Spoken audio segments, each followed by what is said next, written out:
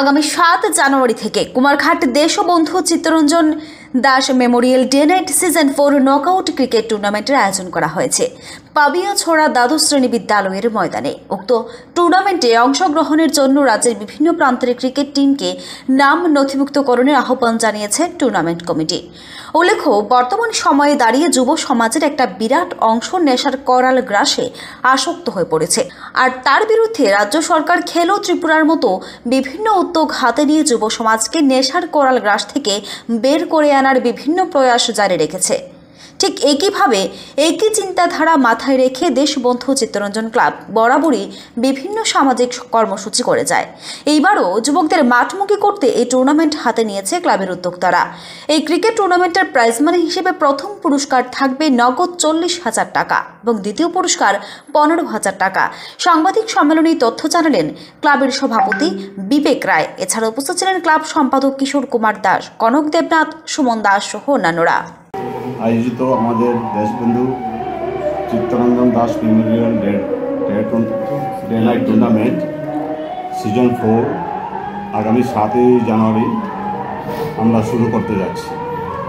আমাদের এই টুর্নামেন্টের যে প্রাইজ মানি হবে, প্রাইজ মানিটা হবে প্রথমটা হচ্ছে 40,000, দ্বিতীয়টা হচ্ছে 15,000।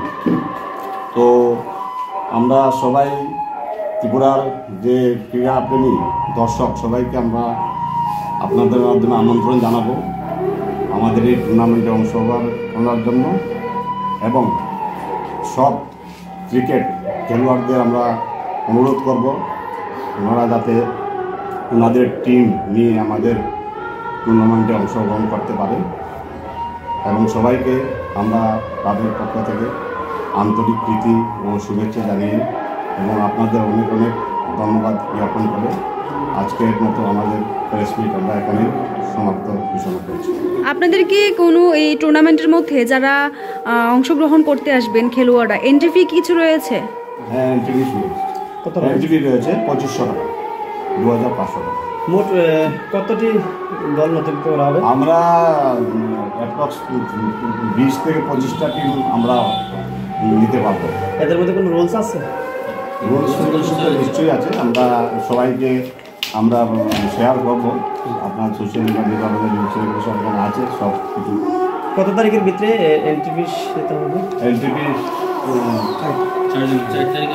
4 জানুয়ারির মধ্যে সবাইকে এন্ট্রি ফিস দেওয়ার জন্য অনুরোধ।